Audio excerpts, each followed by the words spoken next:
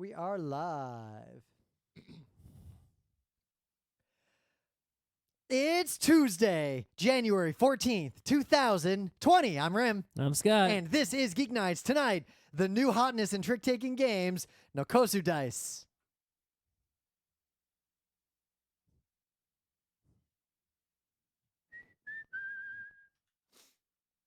All right. We're almost at the end of the convention, the densest convention season we've had in modern Geek Nights history. Yeah, when's East? Like the right beginning of March or something? East is like the end of February, beginning of March. So we got a little bit of time after South. But PAX South is this weekend, and I think we're ready for it. I'm a little tired doing all these cons in a row. As much as I love cons, I needed like one more weekend in my life, especially because like I'm tearing apart. Like, I'm buying all new furniture, and I'm, like, redoing bedrooms and all this nonsense. Mm-hmm. So, our hiatus, as you know, is mostly over, but there might be a little bit of hiatus. You got any opening bits? Anything happened to you in the last couple days? I mean, my shoulder has been hurting. My neck shoulder's been hurting for, like, a few months. I don't even remember when it started. It's just... Oh, a few months? I thought this was only, like, a few weeks. No. If I have a pain that lasts more than a week and I don't know what caused it, I go to a doctor, like, right away. Yeah, there was no thing that... It's not like something fell on me or I fell down. It just has been hurting. I mean... I know you, and not to speculate on your health, but if I had to guess anything, it's your hunch. I feel like your hunch might be the problem. The hunch that hasn't been a problem ever? I feel like it will eventually be a problem. Anyway, so it's been hurting in a weird... It got at one point it got really worse, and then it got got better, but not all the way better, and then worse again. Yeah. So everyone's like, go to the doctor. And I'm like, man, the doctor's just going to be like, you're getting old. Stuff hurts, whatever. Just go to physical therapy or something. I don't care, right? Yeah, physical therapy is awesome. So. I don't want to waste time with that, right? It works. It's like works really well. Yeah, whatever. Okay. If someone just, I want science. That's I only fine. want to go to a doctor if they can tell me this is exactly the thing that is wrong. Scott, I have identified it. Here's the problem. You realize like almost no medicine works that way. Correct, which is why I'll just like whatever. If you So can't tell me what's wrong, then you can't possibly believe that you can fix it. No, but they can tell you what's likely wrong, and they can give you likely options that will make it better. Anyway, so I finally go to the doctor because, it's... Because I have a self-treated wound I can talk about. I'll show off my swollen finger in a minute. Anyway, so he's just like, it's like...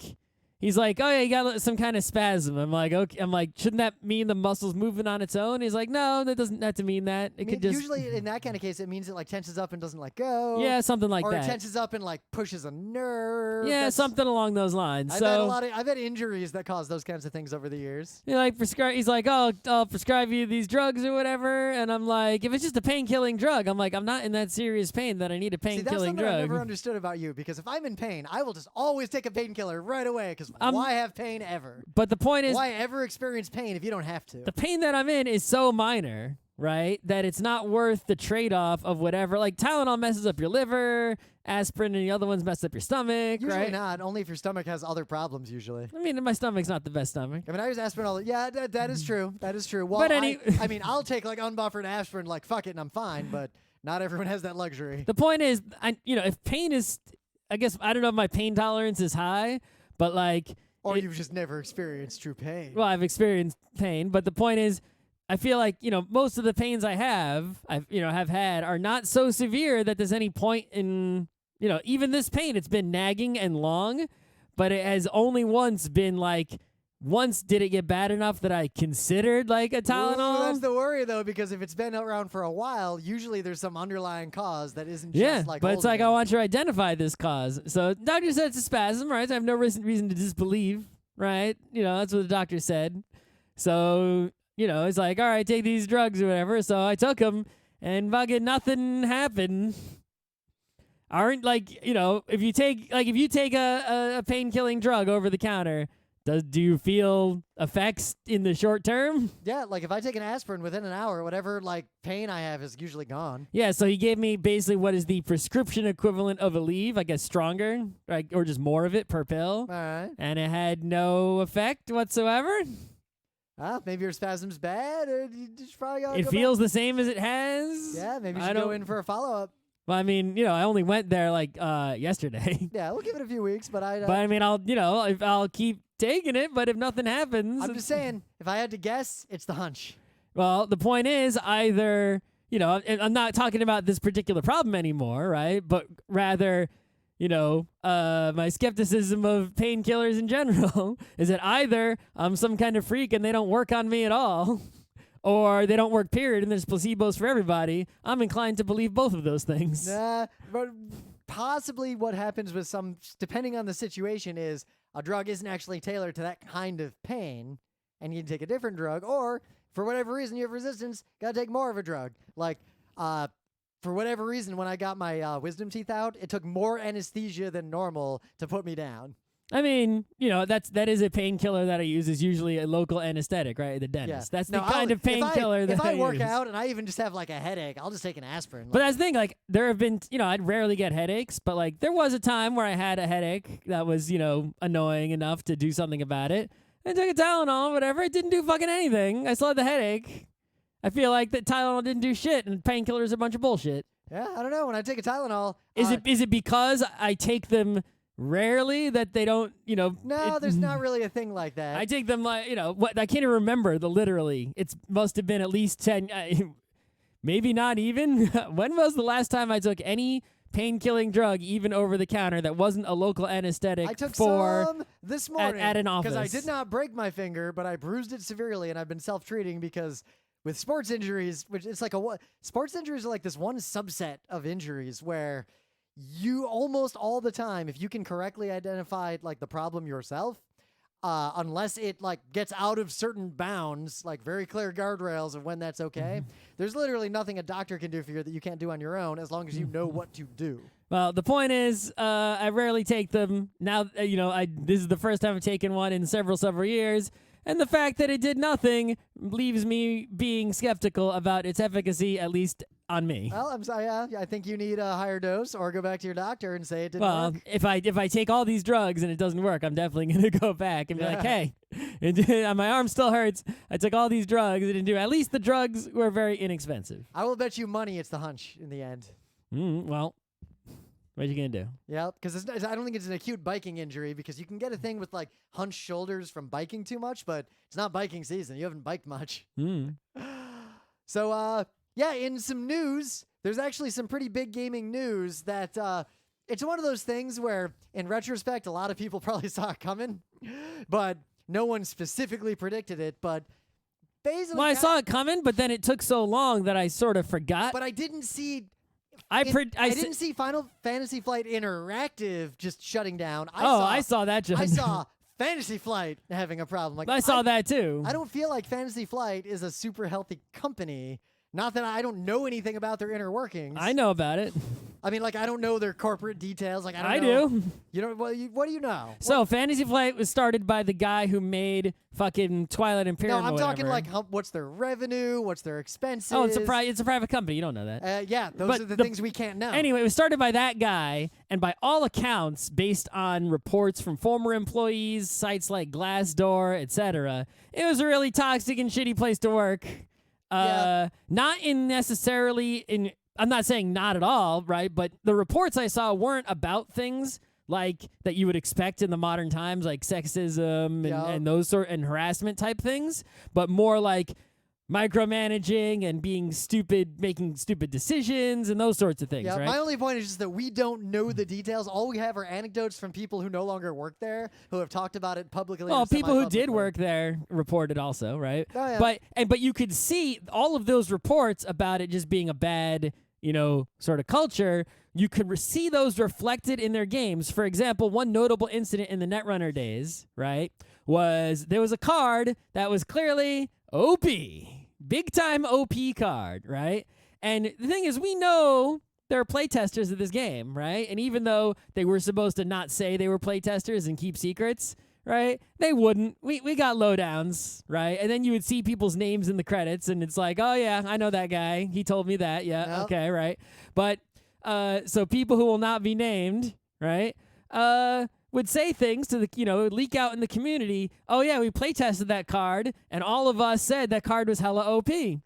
And it got changed during playtesting, but then when the card came out, printed in the final pack, it was back to its original thing. And the story that was told, right, unverified story that was told, was that, I guess the game designers made decision X, and then the management was like, for some reason wanted, the card to be sexier and more powerful. It's kind of micromanaging nonsense, right? And, that's just a small thing, if that even happened. But, that matches the kind of thing, right, and when you look at their games as a whole, right, as a company, they mostly produced, the games that they produced themselves, right, in-house, tend to not be, there's very few in-house games that are any good. Oh, yeah, like, to be game-wise, clear, like, in terms of our taste in games, if a game happens to be, like, published by Fantasy Flight, fine, whatever. Right. They do a good job with that. They focus mostly on theme and art, which they do actually a good job of. Yeah. Right? But the game mechanics are bad. The good games that they've published are games where someone else has made them and they've published it. Like, they're the publisher of Tigris and Euphrates, right? Or games where, like Netrunner, where, the original game was made by someone else, and then they brought it in and mixed it up a little bit. And slowly killed it. Right, like Netrunner, Keyforge, yes, and slowly killed it. Yep. Right?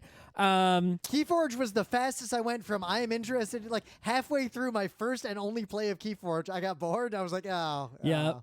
But, they did start back in remember XCOM, the board game? Yeah. Right? So they started, an interactive. We own that, don't we? I got rid of it. Okay. They started an interactive division to make software. Not that long ago, like in around the time XCOM came out, and I thought that company was mostly going to be making apps to accompany games like X4. Yep. I'll link to Rock, Paper, XCOM. Shotgun. They have a decent article about it. But basically, in 2017, they founded Fantasy Flight Interactive specifically to make digital versions of their own board and card games. Right. I think it was also to make things like the XCOM app. But anyway, the thing that they've been making and working the most on was a digital version of the Lord of the Rings LCG. Seems to be the only game they've released. Yes. I don't think it even finished. Like, I don't know if it's still beta or incomplete or whatever. I also heard from people that it was a significant departure from the original card game. Like, it wasn't exactly the same thing. But anyway, I didn't run into people who had positive opinions of it. Yeah, nobody really played it that much at all. It didn't, even some of the minor, digital card games. It's like the top tier of digital card games has got to be like Magic Arena and Hearthstone, right? You go to the next level down and you got your Gwents and those sorts of things. Yep. And I guess Duelist used to be a thing like that, maybe in the third tier. Yep. This thing, I don't even know what tier it got to, but it wasn't even third. Like, definitely below third. Lord of the Rings fandom is not at, say, a high watermark right now out in the world. Right. Well, and Hearthstone and other games exist, so unless this game brings something else to the table, it's a little too late. But anyway, Fantasy Flight mostly made most of their money on licensed things, and they lost the Games Workshop license a while back. Yep. They lost the Netrunner license, which is what killed Netrunner. Otherwise, it would probably still be going. And mostly, they've been leaning on the Star Wars license. But some of their Star Wars stuff is hit or miss, right? Yep. So the Star Wars Destiny, like the Dice game, that they killed that today, which is after the layoff news. Right? The original Star Wars LCG, I think, died a while ago. But I think X-Wing is really their big moneymaker because that thing keeps going, and you see those things everywhere. Even in Barnes & Noble, they got X-Wing. So a lot of people are playing X-Wing somewhere still. But anyway, so a while back, they got acquired by Asmodee, a much bigger game company. And we were like, oh, that's the end of them. That's when I thought it was the end of them. Right? They were just going to be absorbed, and I thought it was more of like a higher merger. Right? I think it was a thing to like get their licenses, and that sort of thing, right? And then that head guy, the guy who actually I think was the Twilight Imperium guy, whatever, who I don't think was a positive impact, judging by the corporate culture stories, but I think he left, right? So it's like, okay, that seems like a positive move, but. Yeah, since like those times, like those, since the Netrunner times, like Netrunner ended, they got acquired. It's sort of been downhill. Like you haven't seen, good, big, positive news about them come out. Like they haven't announced, other than Keyforge. Well, what's also notable is you don't see a lot of negative, like you don't see people like complaining about a change in Keyforge. Well, no, but I'm saying is that, you're not paying too much attention to the Keyforge community. I'm not either. Yeah. So you don't know what they're saying in but there. Usually you see that at least like fly by in social media. But other than Keyforge, they haven't announced a new game. They haven't had another big success. Like, what else are they even doing, right? And now it's like, okay, we're laying people off. We got rid of the interactive thing that wasn't going anywhere. You know, we're ending the Star Wars Dice game. And it's like, oh, yeah, that's totally expected. I saw that coming back when he got acquired/merged. Why is it taking this long? I thought they would work faster. Okay, so in 2019, just by looking at Wikipedia, so I may be wrong, the only things they released were 1, 2, 3, 4, 5, 6, 7 expansions to the X-Wing game? Yeah, okay. Or to Star Wars I told you Legion. Oh, Legion's different. Yeah, so it's a Star Wars Legion. They released like a land speeder and an AT-ST and a Tauntaun Rider. Yeah. But anyway, they make miniatures have the biggest margins. They make a lot of money on them. But they also, I don't know how many people know, Fantasy Flight also makes RPGs. They have like this system. Is it called Genesis or something? I don't know. It's some kind of a system that might as well be D&D as far as I know. I don't think it has a lot of, I mean, it's obviously not the same rules-wise, but I don't think it's meaningfully different. And like, it's clearly not like an indie RPG where it's a storytelling thing, right? But they produce sort of like GURPS, right? They use that system for several games. You can get a Star Wars or a Cthulhu, you can several different role-playing settings. I'll admit I've never even like looked at the mechanics or rules for these things. Yeah, nobody plays this thing, which is why they also pretty much shut that down because no one buys it or plays it. So what's really interesting, just like looking at these articles, is that one, it's very clear, like the stated mission of Fantasy Flight Interactive was not to make the Lord of the Rings game. It was to make digital versions of their physical games, which if they the Lord of the Rings game is a digital version of one of their physical games. Well, yeah, but games plural. Yeah, they did one. Yeah, they did one. Didn't seem to succeed with it. Didn't do any more. But it also seems like this was shut down as part of just more general, broad layoffs across the whole merged it seemed like basically they're just like, okay, let's shut down all the stuff that isn't making any money, that is unpopular, and we'll just focus on the stuff that actually does make money. Everyone else get out of here. Right? Yeah. Keep the Keyforge rolling, keep the X-Wing rolling. All these games we have that no one fucking plays, like these RPGs, get that shit out of here. Right? Which means, okay, all you people who are working on those things, goodbye. Oh, yeah. So I never actually looked at this Lord of the Rings digital thing, but yeah, all these comments here are like, it's mystifying they chose to abandon both the original design and the business model of the tabletop Lord of the Rings. Yep. So arguably it wasn't actually an implementation of a physical game. They just made this different game that was similar. Yep. So that's what I heard. Yeah, I don't know if I feel like this is just gonna slowly fade away. I don't know. I don't know what's gonna happen. Will Asmodee just slowly eat it and it'll just disappear entirely? What's gonna happen? I have no idea. It's one of those, usually I think the one success of the one thing that makes Fantasy Flight different from other board game companies, right, is that at least what I see in the community is, what's another board game company? I don't know. I mean, it's fun because I think mostly in terms of the names of designers, I actually don't care who publishes a game. Right, exactly. And that's the point, is that other, I think Andreas Seyfarth, I don't care who has the Puerto Rico license right now. Right, other game publishers usually don't have a fan. Someone's not a fan of a publisher. They're usually a fan of a game or a designer, and they follow all the games a person makes, or they follow all the games in a series regardless of who makes and publishes them. Or the people who follow games that are based on an IP, based on the IP alone. They still don't care who made the game. But I actually know a lot of people who are like Fantasy Flight fans who are like, if Fantasy Flight makes a game, they're checking it out. Like, they're following the company. They go to the Fantasy Flight World, game championships. I feel like I know of people like that, but I don't know people like that. Well, I know people like that because I was playing Netrunner. Yep. Right? But it's like there were people. It's like they played Netrunner. And they were like, oh, Star Wars LCG. Oh, Game of Thrones LCG. Oh, and like anytime Fantasy Flight had a thing, like they were into it. And they were, not playing other companies' games as much. It was like kind of like a thing. But meanwhile, people like us, we literally are like, what game is Cole Werl gonna release? Where is he? I was not interested in any Fantasy Flight game that wasn't Netrunner. Yep. Right. That was developed by them. They published some games I like we said, Tigris and Euphrates. Yeah. But games developed by them, there are almost none. Games developed in-house by them exclusively that I say are good. I guess the two takeaways are big swaths of the tabletop industry globally are probably not doing that well right now. Well, there's mad supply. Yeah, we've talked about this a bunch of times on the show.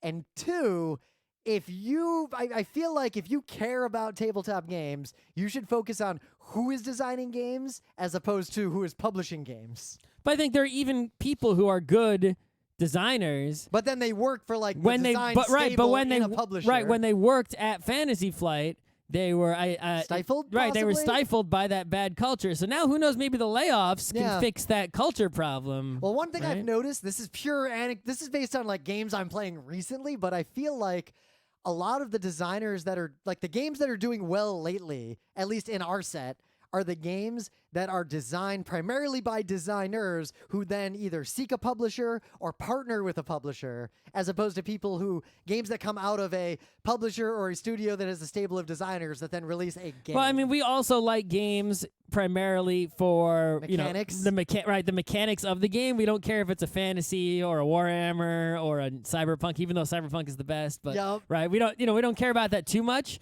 Whereas Fantasy Flight as a company I think puts the theme first. Yep. Right? And then mechanics are just like, yeah, slap whatever mechanics on this game, mostly. Yep. Right? I mean, they care a little bit, but like they notoriously had like lots of problems writing rules and didn't fix those problems. They kept fucking up. It's like they didn't they didn't manage their competitive scene well, and they keep fucking it up. So it's like the things that you clearly, as a player of their games, you can see where their priorities lie. Right? What you can see what they put effort into and what they keep messing up and don't correct course on. Obviously, the only excuse is they don't care about that much. That's why they keep messing it up, because they don't care to fix it. The other thing that I think might happen, but this is pure speculation, I don't have any knowledge of this, I wouldn't be surprised if companies like Hasbro start to like work more toward making those licensed IP games that are one step above the like Monopoly dross that tends to get thrown out, but probably not even as good as Fantasy Flight. I feel like games that are a step or two better than the crap that usually gets IP associated with it will be just above the line to capture the majority of the like, I want a game about Star Wars market, or I want a game about I don't know, Doctor Who, or whatever property someone happens to care about. I feel like that is going to happen. You're going to see larger companies with stables of designers turning out IP-based games, and then you're going to see independent designers or designer studio or designer publisher like coalitions. Well, I mean, Cryptozoic was all about making the IP-based games, but Fantasy Flight just has a completely different style from them. And actually, Cryptozoic games are probably actually worse than Fantasy Flight games. Yeah. Cryptozoic is like, take whatever generic game and slap a thing on and don't even... Fantasy Flight, I think, is a little different. And usually... Fantasy Flight games more often, try to make a competitive winning game and not just, Well, then you got the third type of random Kickstarted tabletop game that is just atrocious rules, and it's literally only a story and a theme. So, well, anyway, there's a lot more to talk about here, but that's not what the show is about. So, in some other news, Awesome Games Done Quick happened. It was a good time. It's over. You'll have to wait until July for another one. Yep. I watched a few live, and I'm catching up on the YouTubes of the ones I missed. They've been slow to upload to YouTube, so I haven't been able to watch the ones I missed that I want to watch. I didn't watch the Crowd Control Zelda. I did watch that. That was quite excellent and surprising. I thought it would be a shit show, and it wasn't.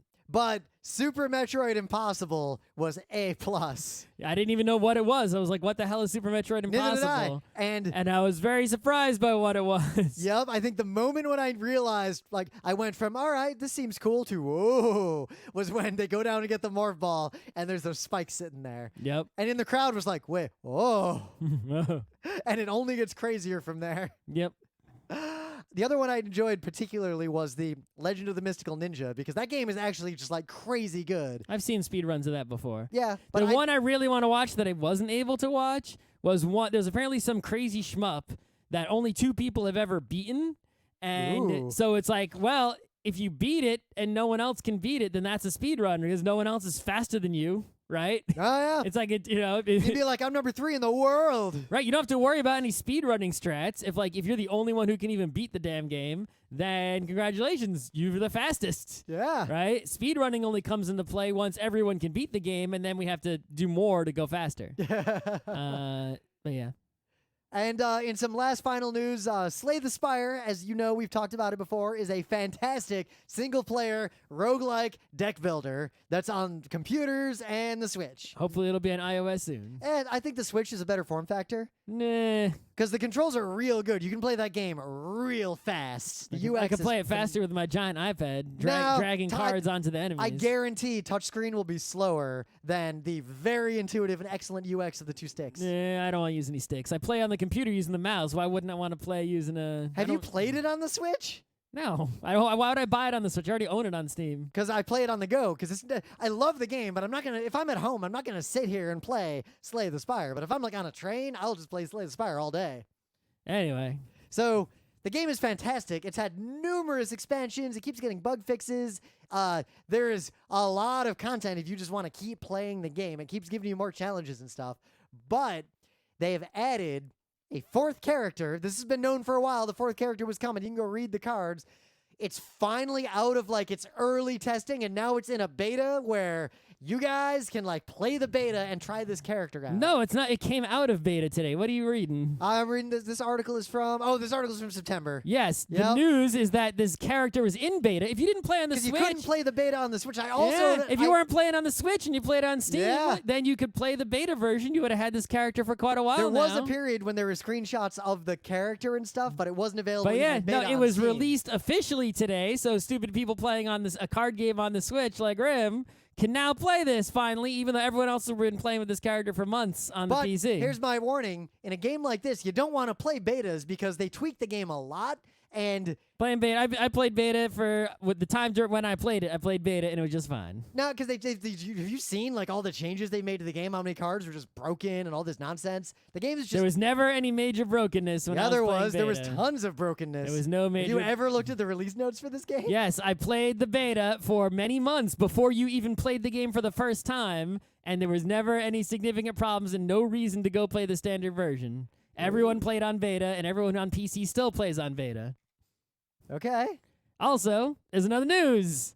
Is that the Root guy, Cole Worley, Yep. and Letter Games, the people that publish the Root, right? They've had this game coming for a while. Oh yeah, Oath.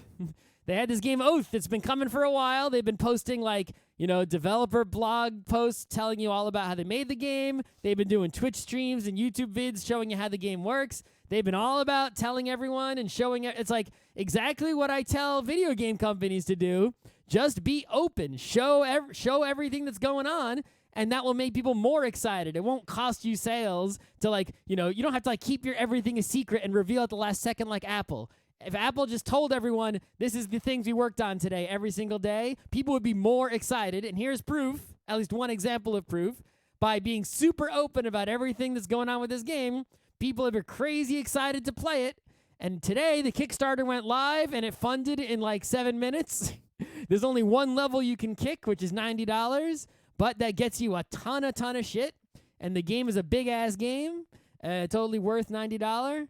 And the way this game works is it's sort of legacy, but not really sort of legacy, right?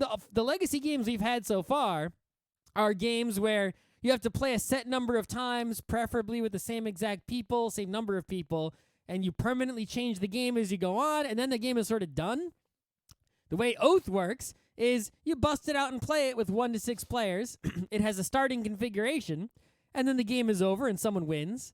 But then you put it back in the box in a particular way, and then when you set it up again, you set it up in a particular way. Because you've changed the world. And now you just have a different starting position for the next game, even if the next game only has 1 player or 6 players or 4 completely new players. You can also reset the game back to its original condition just by reordering some cards or whatever. You can learn the details if you watch some videos about it. Now, I'm not going to explain them follow here. our link or make sure, if you Google for Oath game, there's a different Kickstarter for this action MMORPG. No, this is the game. You can tell because it has Root style art. You can't miss it. If you see some action RPG look like MMO nonsense, that's not the game we're talking They're about. planning to deliver this game a year from now. I totally believe them. They're already at almost 500K. Yeah, my only concern is if, like Root, they were various patches and expansions. Yeah, I'm really glad I didn't buy Root when it came out because they've made a ton of patches to the game. Right. But this is why you don't play games in beta. But I'm expecting this to not have that sort of thing and not need a 2.0. Well, because it doesn't need as much balance. Because Right. it's a different thing. It's not right. So I'm like, all right, I'll buy this, and I'm not. If there's any expansions or things, I'm only gonna get them if we play this a lot. Yep. But yeah, there you go. I'm pretty excited about it. Get on that oath train. But anyway, it's time for Things of the Day. So Scott's got this video about Flushing. Yeah, not Flushing, New York, Queens. So some company. What the name of this company? The YouTube channel is Metacraft Het. Okay, some sort of company that makes things. Yeah, the High Abuse Metacraft stainless steel toilet. Right. So this company, I guess, is a stainless steel works of some kind. I don't fucking know. But they made this toilet. A high abuse toilet. It is a toilet that can flush fucking anything without clogging.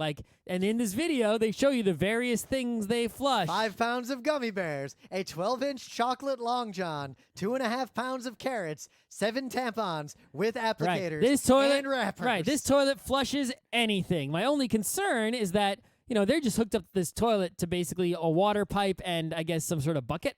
If you hook this up to the actual sewer system, right, obviously the sewer pipes are quite large and that won't be a problem. Well, sewer pipes but by nature get larger the further in you go. Obviously, but the pipe that attaches directly to the toilet is at its, least diameter, lowest radius.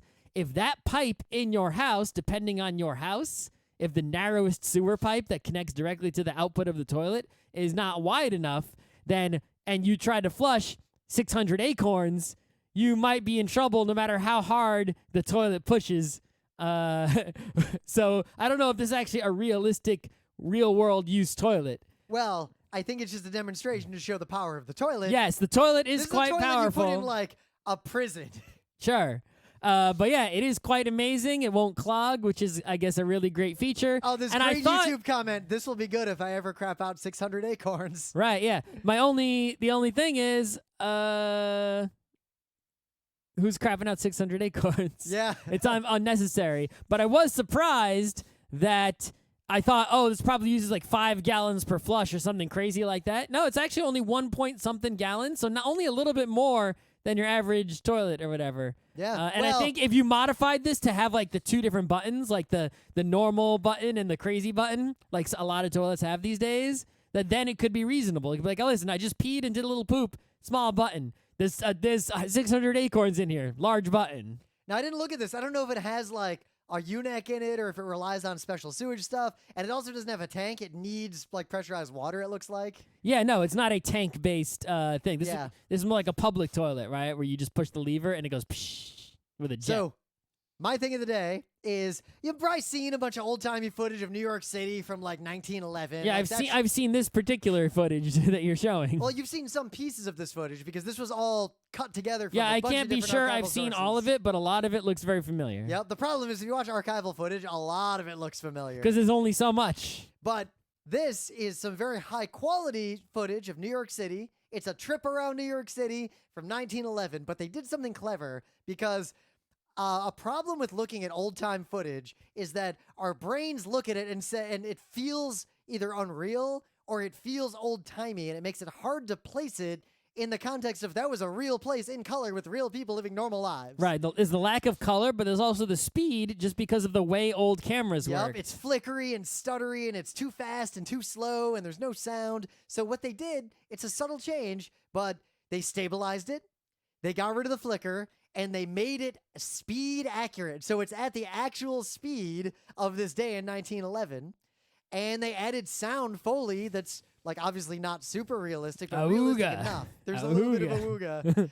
And I've never seen footage of like an old city with all those factors that makes it feel so relevant and real. And it is almost, it's so weird to watch it because like this one random thing I just got to, I know where that fence is the same fence that's there today. And people sit there the same way they sat there in 1911. Yep. The only difference is back then there was a nice elevated train that we got rid of. Yep. There's some cars around, but the cars are not faster than the horses. There's more horses than cars. And my favorite moment is many times you see the footage cut away suddenly, and right before it cuts away, there's some kid who like walks over and sees the camera and is clearly about to go fuck with the camera. Right. Well, I mean, cameras are super, relatively rare then. So if Yeah. a kid sees one in a time when there's no video games. You see a lot of people look at it and are like, hey, ooh, camera. Mm-hmm.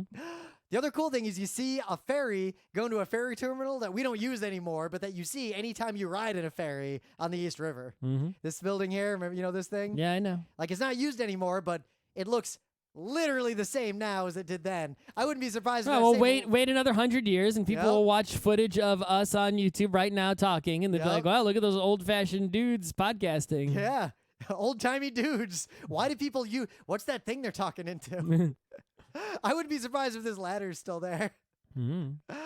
In the meta moment, we've been at a lot of conventions, so check our YouTube channels for videos of some of the panels we've done. But this weekend, we are going to PAX South. The Southern PAX. And at the Southern PAX on...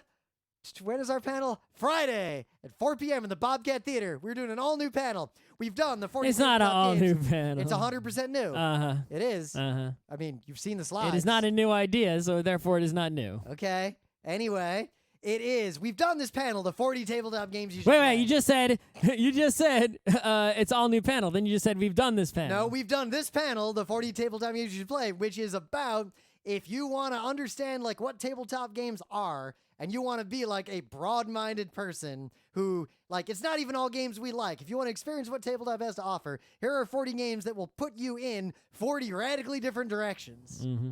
And it's sort of like a list of like we think you should play all these games, have a broader understanding of games. This one does not include even one game from that list.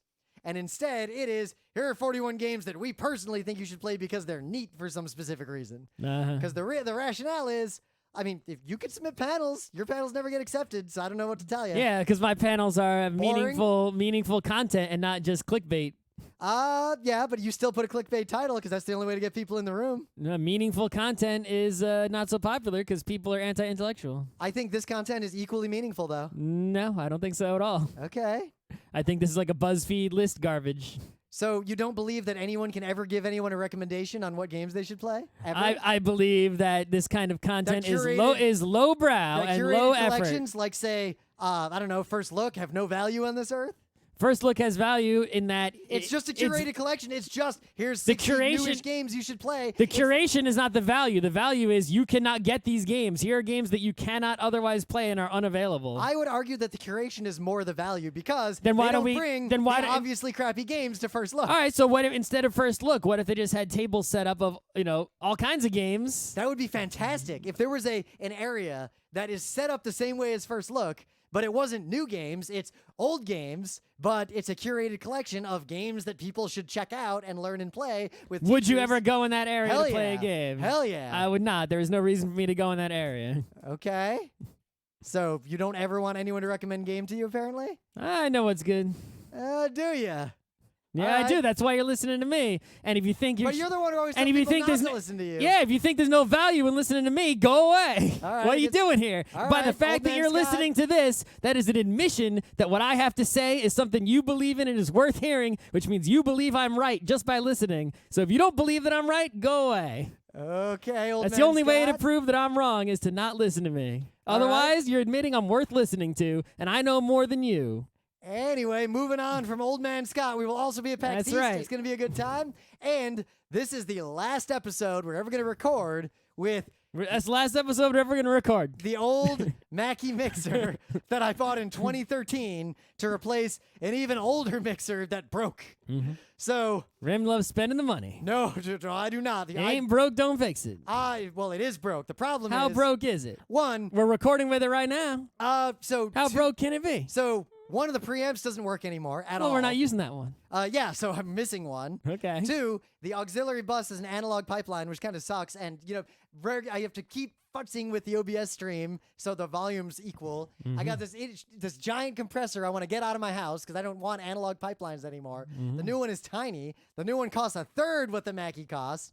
And holy shit, the preamps on this new thing are like night and day. And most importantly, the new thing, Daddy USB-C, meaning I can take the PCI Express FireWire card that barely works and sometimes crashes my computer, I will go from one legacy FireWire device in my life to FireWire does not exist in my life anymore. It is good to see that thanks to USB-C, the audio companies are now producing a lot of Finally. USB-C audio equipment. Because 90% of USB it looks audio devices can take at most 2 digital inputs. Right. It meaning looks they're like you literally bought worthless. some kind of PreSonus thing, but PreSonus is a real good brand. yeah, I saw in the forum this company Solid State, which okay. has no relation to Ghost in the Shell. They're usually known for making like the enormous boards you see in music studios Yeah, outside I mean, like the Mackie glass. makes those too. Right, but I'm saying like they're like one of the top makers of those. Like, you know, like real music people are like, oh yeah, that's a good one. Right?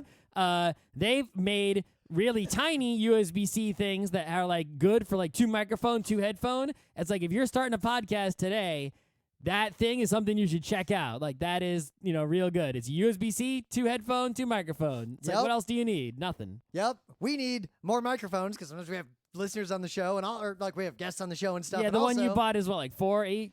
It's 4 by default, but it has 8 add input, so I could actually put like another 8 onto it if I needed to. Right. Oh, you can add on more. Like with I can add on more, yeah. Okay, but yeah, well, I mean, Because you can't use 2 different sound devices unless they are synced, and that is something that most people like you listening probably don't know what that is or how that works, and that is not worth learning. we don't need to talk about that now. Yeah, so I'll be interesting to see what GeekNights sounds like because I have to make a whole new pipeline, but I'm kind of excited because I'd be interested if anyone could tell blindly. mostly the only benefit will simply be that I will It have takes up less room in your room. a lot less room in my room. Yeah. Good Lord. It'll also use a lot less power. That's good.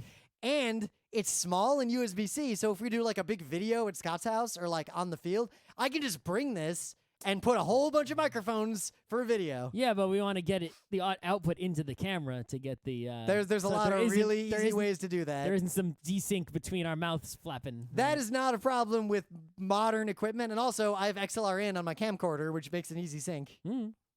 So, I'm real excited to set this up because there will be 0 analog component. I can throw away my insert cables. If you don't know what an insert cable is, thanks Satan. That was all meta moment still. We didn't. Oh, yeah. the, And in the last meta moment, the book club book is The Tale of Genji. I am reading it. I'm I am also reading it. I Oh am my learning god. all the myriad ways that Genji's kind of a dick, and it's kind of, I don't know if I like Genji so far. I hope this is the tale of Genji being better. Well, it's the tale of Genji for Yeah. sure. It's the only thing that is But tale about. There's 3 ways this could go. It's the tale of Genji being better, it's the tale of Genji being shitty to the end, or it's the tale of Genji getting his comeuppance. I think I remember it for being the first novel. I think it was more like a serial. I don't think there was like an overarching plan from the start. It was written over such a long period. I hope Genji So I just don't- like dies a third of the way too and is never mentioned again. And So it just I keeps get going. the feeling that there's people whose like entire job is being a scholar of this book. Yep.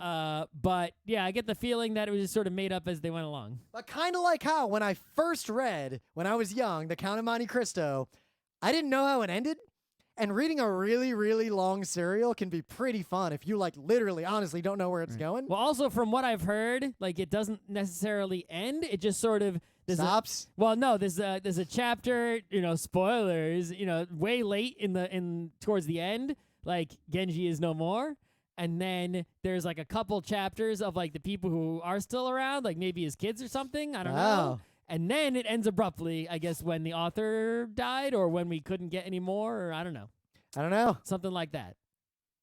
I feel like it's just the one piece of its era.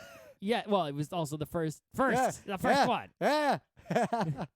You can't be the one piece of your era if you're the first one. All right. One Piece is the tale of Genji of this era. So, as great as this game is, we don't have to talk about it that long, but we were at PAX Unplugged, and Well, even before PAX Unplug, a lot of the enforcers, they scouted out at BGG-Con, which was just to make a curated collection And to also- recommend to you what games to play. to get new games that are otherwise unattainable. Yep. They went to Essen and BGG-Con, and the game they raved about that was new and unattainable was Nokosu Dice. So, first look at It was sitting Unplugged. there next to Goats There- and Goats. Right there, Goat and Goat. There it was, and I'm like, Oh, yeah, that's- Oats and Goats is the speedrunner. Goat and Goat is the goat game. Yes. So I go and I'm like, well, that's the game. I can't play otherwise. Let's play it. And we read it. And oh, yep, it is definitely the bomb. Then we played it, and it's telling, because I kept taking people over there and teaching it to them. I was sitting there teaching random people to play it at one point. I've never played a game in first look like that many times before, because usually I go to first look. Well, usually it's hard to get into first look. Yeah, but once I play a game in first look, it's like, okay, I know the deal, and then I just like buy the game or something. But there were a lot of other games I could have played at PAX. I kept going back over to play Nokosu Dice with different people. So here's the pitch. It is a trick-taking card game. A lot like, Euchre, Hearts, Wizard, Bridge, one of those. So first, I'm going to explain it very briefly, the way I would explain it to someone who knows trick-taking games. It's a trick-taking game with Trump. You bid on how many tricks you're going to take, but there's a mechanism for that bidding. You have to follow suit. You don't have to trump unless you want to.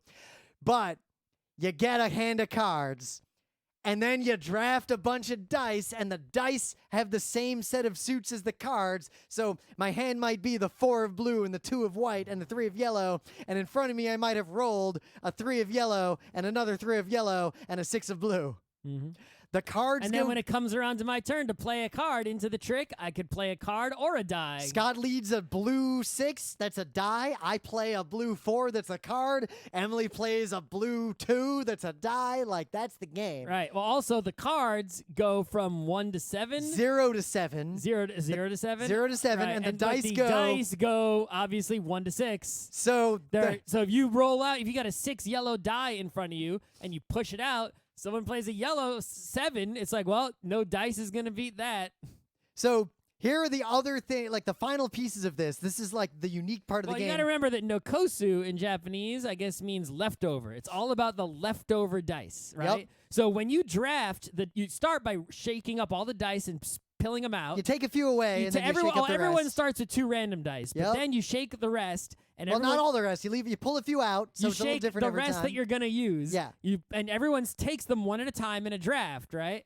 And the one that's left over is Trump. Whatever number and color that die is Trump. So if the blue 3 is left over, blue is Trump and 3 is Trump. The best way to think of it is that all 3s are now also blue. Yep, except for the blue 3, which is now God tier. So this isn't as complicated. There are some games that have superior and inferior Trump. If you made a video game out of this, what you would do is, like, if Trump turned out to be blue 3, suddenly all the blue cards and all the 3s would, like, turn gold, and the blue 3s would turn, like, crazy, right? Like on fire with sparkles. Right? Because now they're all in the same suit together. So even a yellow 3 would be in the same suit as a blue 2 or a blue 1 or a blue 7. Now, if you've played a lot of trick-taking games that have complex Trump, then this game, like, it's not a problem. But for any, like we saw, people who have not played games with complex or multifaceted Trumps before had trouble remembering that the 2s were blue and the blues were 2. I had a little...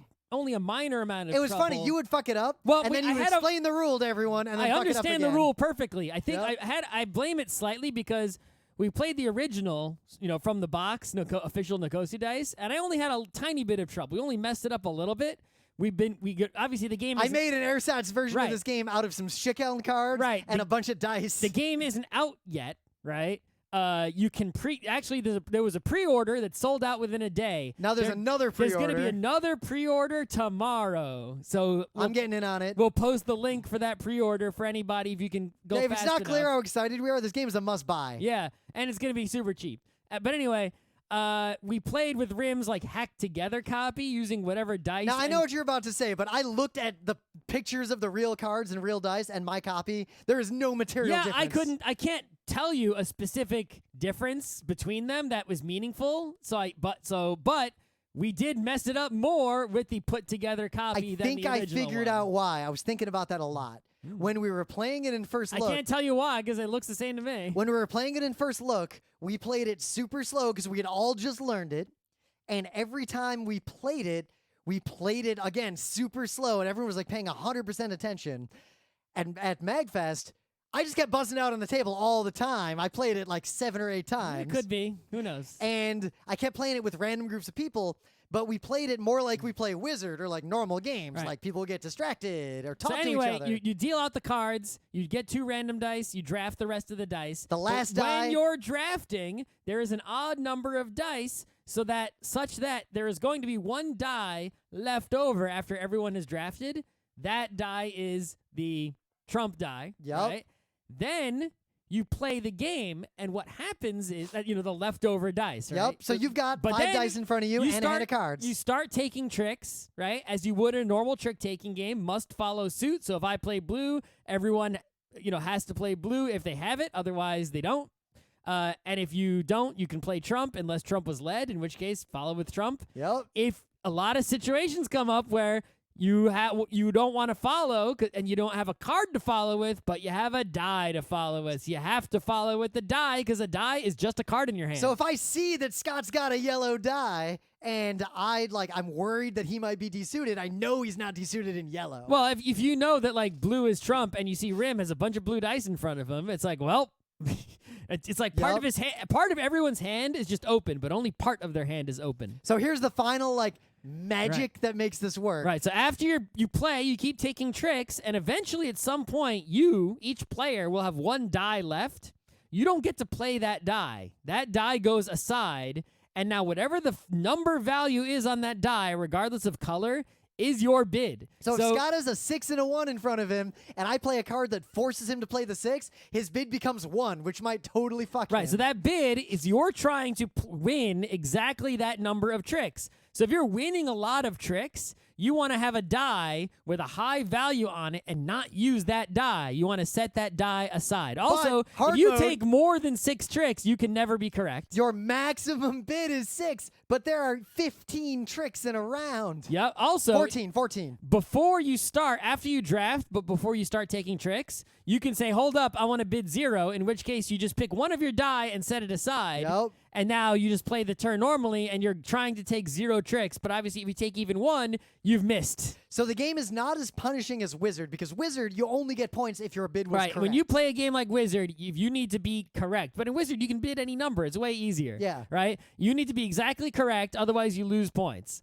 Here, it's way harder to be exactly correct because you have less control over your bid. Yep. But if you fail to be exactly right, you still always get 1 point for trick you take. So it's like, okay, my bid was wrong, but guess what? I took 10 tricks, 10 points. Now, That's pretty good. If you bid 0 and get 0, you just get 10 points. But if you're the only one who was correct in your bid, you get 40 bonus. You get a ton of bonus points. Right. I forget exactly how many. I think it's 40, 30, or 30, 20, 10. 40, right. So you get 10 like bonus points for bidding 0 and being correct on top of the points for being the only person who's correct. Yep. So if you bid 0 and you're the only one who was right, you get a shit ton of points. If everyone's correct, they just get the tricks they took. So it's more like a traditional trick-taking game in that taking tricks can never hurt you too much. It just might deny you bonus points. Right. It can't harm but you. the bonus points are so large that's how to win. You're not going to win if you don't get the bonus points unless everyone is so good that nobody ever gets bonus points. Or everybody always gets bonus points. Which is the same as everyone never getting bonus points. Yep. Right? So if no one ever gets bonus points, then it will just come down to who took the most tricks. There's one last nuance that makes the game work, because unlike a normal trick-taking game, there can be ties. The only other game that can have ties is Wizard, or at least major trick-taking games, where multiple wizards get played. And Wizard, whoever played the first of those gets the trick. In this game, if there's a tie of what's winning the trick, the last card among the tied cards wins the trick. Right. So if Scott plays a super high trump, and I tie his trump, and I go after him, I take it. It's easier to take tricks. It's harder to duck. Right. So there's a lot of difficult situations where, it's like even though people's hands are half open, you just see their dice in front of them. More like a third open. You have 5 dice in front of you. Right. And you have 14 but cards. There'll be a situation. Let's say hand. blue is trump, right? And Rim starts it off with a yellow 2. And it's like, all right, I have no yellow. I'm desuited in yellow. I'm going to play my trump. And then I look around the table and I see the person next to me just has like a fucking way more powerful trump just on their die facing up. If it was Wizard or some other trick-taking game, I would have just played my trump, like, bam. But I can see a card, or a die at least, that beats my trump just right there. I can just see it. And it's like, well, I guess I'm not playing this. Yep, and because But it's like, well, what are you going to do? It's like, you wait. It's like, yeah, it'll still be there ready to beat you later. It's not like it's suddenly going to go, right? Yep. It's like you got to wait for them to somehow use it before you use yours. It's like if you're playing Wizard. Good luck with that. It's like if you're playing Wizard and one person is just playing hand open. You just see the Wizard sitting there the whole time. It's like, how you going to beat it? You see it. That doesn't help. That doesn't help you, right? It's like, yeah, you see it. Can you beat it? No. So, and to make matters even more fun, the Trump power order is, first, the item, the card or die that matches both the color and the face value of the Trump is the Super Trump. Right, so yellow... Where we started calling it the Bower, named after you. But anyway, the blue 3 is Trump, therefore there's one card that is the blue 3. That is the strongest card. Yep. Now, But there could be several other dice that are also blue 3s. Yep. That are all equally strong. So after that, all the things that match the face value of Trump, so all the threes, Right, the yellow 3, the green 3, the red 3, all the other 3s, they're equally powered and slightly less powerful than the one that matches both. So blue 3 is the strongest. Yellow 3, green 3, red 3 are all equally strong to each other, but subservient to the almighty blue 3. And then it's numbers down from there. So then the blue 7, blue 6, blue 5, blue 4, all the blue 2, blue 1, anything blue 0. that's blue that's not a 3 comes after that. So all these factors combined make this like one of the better trick-taking games I have ever played. Oh, yeah. There's just so much going on. You would have to play this for a hell of a long time to have any sort of mastery on it. And even if you start to master it... Right, but even with the mastery, there's so much, not luck, right? There is a little bit of luck against the random dice you pull from the bag. The 2 random dice that are yours and yours alone for each round. But the draft, you just get such a different game every round. It's completely different what's going on. Yeah, imagine Hearts with like drafting. Like, whoa. It's like different crazy stuff happens each time because your different colored dice come out. A different one is Trump. So a different person goes first. You know, you draft differently based on the cards and dice because you already see your hand and your 2 starting dice before you start drafting. Yep. So that changes everything. So it's like it's so fresh and does not get stale at all. Yep. And this is where credit to the designer. This is a Japanese game. Yusuke Matsumoto is the designer. Genius. And this game, I think, is going to open up I think a lot of people are going to start designing trick-taking games borrowing from this because my stupid brain had never considered just making dice and using them in a trick-taking game like this. That's really the genius mechanic is, the dice are also cards. Yeah, and this game is 3 or 4 player only. I feel like it really only works with 4. I think I would also only play with 4. We'll try it with 3 could be okay. Because 3-player Hearts is great. Yeah, 2 and 5 is right out. Yeah, not even allowed. No. But 4-player gives this game the opportunity to mod this game in the sense that I feel like you could very easily make this a partnership game, and it would be great. You could, maybe. Because Wizard, as much as I love it, you can't easily make it a partnership game for a lot of reasons I don't have time to describe. I'd rather play a different game that is meant to be a partnership game. Yeah, but I feel like this could work as a partnership game. I want to play with it. I think a lot of clever people are going to play this game once, go, oh shit, and you're going to see a lot of games. You could literally just say, all right, play the game normal 4-player, and then you add your score to the person across from you, and then there's only 2 teams. Yep. And that's the only change you make is, just you're partners with the person across from you, and you add your scores together at the end. Yep. And then so you can basically have instead of a 25% chance of winning, you have a 50% chance of winning. But then you got to also, to make it fun, ban Tabletop and I'm happy to just play 4-player. I don't feel the need to mod. Well, I don't feel the need to mod anytime soon because I am nowhere near being a master of this game. Not even obviously. close. Not that I'm even a master of Wizard. I think I'm near a master at Hearts, Euchre, and the list drops off pretty quick after that when it comes to trick-taking games. Moo still can't fucking play well. Like my skill at Moo is just random. I feel like there's no reason to play Moo if you have a Nokosu dice. Well, I think Moo brings different, more things. Like Moo is very. I'm not saying it's similar, right? It is very different and Moo crazy. has a more complex trump. Moo has a superior and an inferior trump, and Moo is a coalition game, but it's coalitions formed in the course of bidding. I'm aware, but the point is that in terms of I'm in the mood to play a kind of meaty trick-taking game and not just a sort of baby one. It's like I'd always rather play Nokosu dice than Moo. So even though they're mechanically not equivalent and there's reasons for them both to exist, there's just no situation where I would feel like playing this kind of game and choose Moo over Nokosu Dice. See, I would, but I'm way more into trick-taking games than you are. I'm pretty into trick-taking games. Yeah, you want to play euchre with me? No, it's a stupid game. Euchre's fine. Why would I play euchre when I can play Nokosu Dice? Want to play whist? No, it's a stupid. Hearts? So you like trick-taking games? I like more trick-taking games than you. I would rather, but Nokosu Dice is just better, and it serves the same purpose. So, but I guess the real thing I would say is that You're asking me to go eat at McDonald's when it's like, but I have meat right here. I could make a delicious burger on the grill. Why would I go to McDonald's? no, McDonald's would be playing straight whist. I'm just saying, it's like there's no purpose, even though, right? Now, McDonald's would be playing Go Fish and calling it a trick-taking game. You get the idea. But I guess in terms of trick-taking games, Wizard is still the one to use to get your friends who have never played a trick-taking game to try them out and realize they like them. Nokosu Dice is not an entry level, right? You need to understand too many different game things. It's not that it's hard where it's pro gamers only. Good Lord, I taught this to someone who didn't know how trick-taking games work. That is real fucking hard to do. Right. It's just that you really, if you want to be able to play this well and not be confused all the time, you Learn need to. hearts You first. already need to Hearts- understand just the concepts of drafting and trick taking. So it's like if you haven't played any drafting or trick taking games before, go play Sushi Go, Seven Wonders, Wizard, Hearts. Yep. Go play those to learn. Right? This isn't some advanced crazy game only for geniuses.